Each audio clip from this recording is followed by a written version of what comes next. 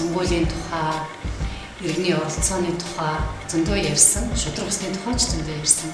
Бид системийн шинжилгээний тухай зөндөө ярьсан.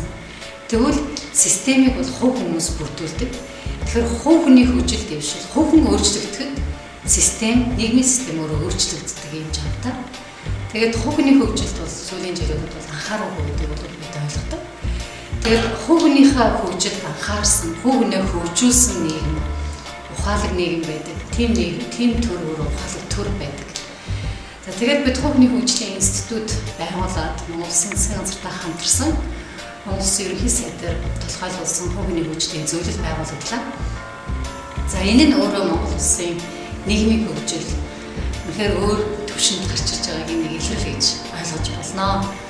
За бид мэдээж энэ одоо хувийн хөгжилд анхаарсан амьдралын тасгалжуулагч, амжилтыг хөтөж энэ сургалтуудаараа эдгээр хичээлүүдээрээ дамжуулаад хүмүүсийн дотор байгаа потенциалыг нээгээд тэдний одоо амьдралыг аз жаргалтай сэтгэл дүүрэн амьдралд хүн өөрөөгөө хөтлөлтөнд бид хөтөж тустай болж байгаагаараа маш их бахархаж байна. Хүн болгонд хүсэл мөрөөдөл байдаг. Хүн болгоны хүсэл мөрөөдөл өөр өөр. Зарим хүмүүс атгын чинээ жижигхэн зүйлийг мөрөөддөг бол зарим хүмүүс сүмбэр уулаас ч том мөрөөдөлтэй байдаг. Зарим хүмүүс зөвхөн өнөө маргаашийг харсан мөрөөдөлтэй байдаг бол зарим хүмүүс алс хэтгийг хардаг. Алс хэтгийг харж ирээдүйн амьдралыг сайнаар бас амжилттайгаар төсөөлөн явж өөрсдөө тэр амжилтанд хэрхэн хүрэх вэ? Бидний амьдралд алсын гараа, хүсэл мөрөөдөл, зорилго гэдэг юутай чухал талаар амьдрах ухаан, амжилтын хөтөл суралт гэдэг заадаг. Бид 17 хоногийн турш танхимын хичээлээр суралцахдаа зүгээр нэг мөрөөдөлд мөнгө төлтгөө гэсэн хийсвэр зүйлээр биш. Харин бид ирээдүйн амьдралыг хэрхэн сайн сайхан болгож, хэрхэн амжилтанд хүрэх вэ гэдэг дээр бид үнэхээр томоор, бас өнгөтөөр, бас бид нар үнэхээр бодитоор мөрөөдсөн. Энэ мөрөөдлийнхөө төлөө бид нар гар хэмжиж зүгээр суухгүйгээр өөрсдийн мөрөөдлийн төлөө төлөвлөж өдөр бид нар зорилгын менежмент, цагийн менежментийг хэрхэн ашиглаж үнэхээр өөрсдийн хүсэл мөрөөдөлтөд хэрхэн хүрэх талаар суралцсан байна. За эхний жишээлбэл одоо эхний ээлжинд хамрагдсан хүмүүс дараагийн хүмүүсийг авчирж байгаа нь бидний одоо нийгэмд гаргаж байгаа энэ хүү бүтээл маань энэ хүмүүст хүрэж байгаа зүйл маань хүмүүсийн сэтгэлд хүрсэн учраас нэг амнаас амд амдсан одоо яриад гэдэг шүү дээ, амнаас амд амдсан сурчлага гэдэг энийг нь бол олон хүн хэлж байгаа. За энэ бол бидний сургалтын чансаг илтгэж байгаа гэж бүлээн хийж болно гэж би ойлгож байна. За ингээд бид нар бас одоо төрийн байгууллагууд руу, яамдууд руу сургалтуудаа хэлсэн. Бид төрийн байгууллагууд хүрч байгаа зорилго маань юу гэхээр төрийн үйлчлэгийг иргэдэд чанартай тэгээд хүмүүс өөртөө сэтгэл хангалуун үйлчлэгийг хүргэхэд нь туслах хэрэгтэй байна. Нийгмийн бэрхшээл, нийгмээс ирж байгаа хавчлаг боломжгүй байдлаас илүү бидний дотор оюун бодолд, бидний өөрийнхөө үзэл дотор олон сар бэрхшээлүүд бидэрт сууж өнөөдрийн хүртэл би гэдэг хүнийг бий болгосон байдаг. Харин өнөөдөр энэ сургалтын тусламжтайгаар бид та бүхний дотор байгаа энэ олон боломжгүй мэд санагдаж байгаа олон ойлголтуудыг хамтдаа өөрчлөх болно. Энэ хичээлийн гол зорилго нь бол та чадна. Та ямар гарал үүсэлтэй хэний хүүхэд байгаас үл шалтгаалаад та өөрийгөө өөртөө итгэлтэй болгож хөгжүүлж болно. Та бас том амжилтын төлөө түүнийг бодож чадах, мөрөөдөж чадах боломж болцоо байгаа гэдгийг та энэ сургалтаар дамжуулж бас мэдэж авах болно. Тийм учраас бидний амьдралд байгаа бэрхшээл, бидний амьдралд байгаа саадууд нь боломжгүй гэсэн үг биш. Харин энэ зүйлийг хэрхэн давж гарах сайн туршлага мэдэл дутагдсаных. Тийм учраас өнөөдөр бид та бүхэн энэ боломжуудын талаар зааж өгөх болно.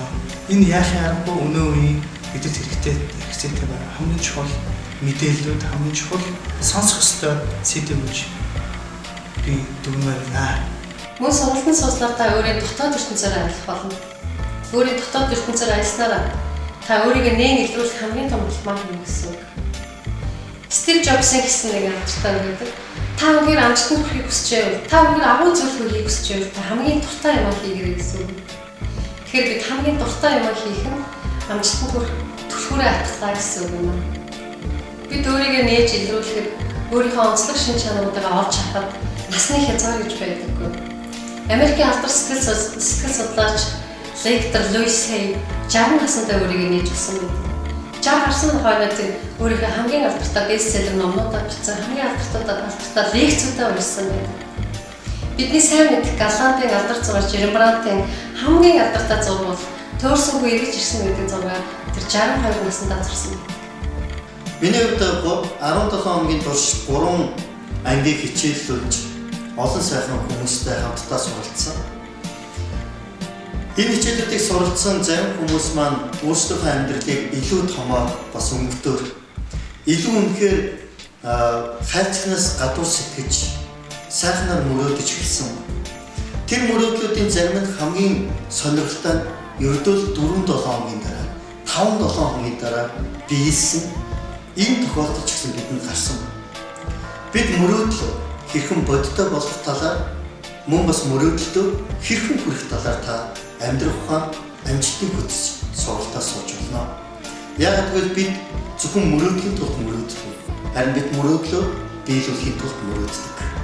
Тийм учраас бид нар өөрөөсөө өөрийгөө өөрчилж явуулах бол үнэхээр чухал юм байна. Бидний нэг онцлог байгаа бид нар чинь хотчиж үзээгүй хотчих процессыг сүүлд явсан. Тэгээ хөдөө орон нутагт одоо юу гэдэг юм жаргамдаа ингээд их дураараа байгаа сурцсан учраас хоорондоо нийлэхээр нэг жаахан харилцаа дутаад байгаа маа. Тэгэхээр энийг өөрчилж зөв болгоход бол энэ манай амьдрах ухаан гэдэг энэ хөтөлбөр амжилтын хөтөлбөр үнэхээр чухал үүрэгтэй юм аа. За Босгон Баян омор гэдэг аймагаас хөдөлгөөний байдлаар бид төсөлтөд ирчээд байгаа. Бид зарим аймагт ажиллаж байгаа. Зарим аймагуудын одоо хөгний хөгжлийн хөтөлбөрийг боловсруулж өгөх гэдэг ингээд сууж байгаа. За энэ бол үнэхээр нийгмийн хөгжил дэвшилт хүрэх гарцаа олж харсан газрууд аймагтууд юм байна гэж ойлгож байгаа. За мөн гадаадд амьдардаг монголчууд, ялангуяа Солонгост амьдарч байгаа монголчууд, Европт амьдарч байгаа монголчуудаас бидэнд бас хүсэлт ирээд байгаа.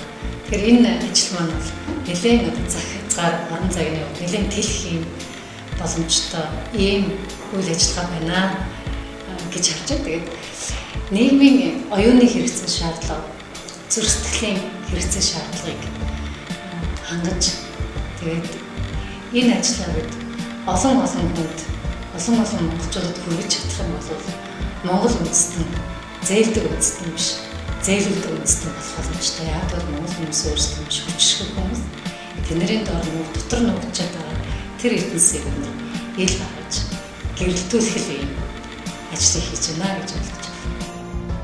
Энэ манай энэ амьдралын үнэт зүйл зорилго тэмүүлэл байх юм бол улсын хөгжил гэдэг бол тэр нэг хэлж байна. Тухайн хүний хөгжлийг, тухайн айлын хөгжлийг, тухайн айл сайхан амьдарч байвал улс хөгжлөө ш. Түүнээс биш өндөр байшингаар улсын хөгжлийг ойлгодог тэр цаг бол хол болсон байна.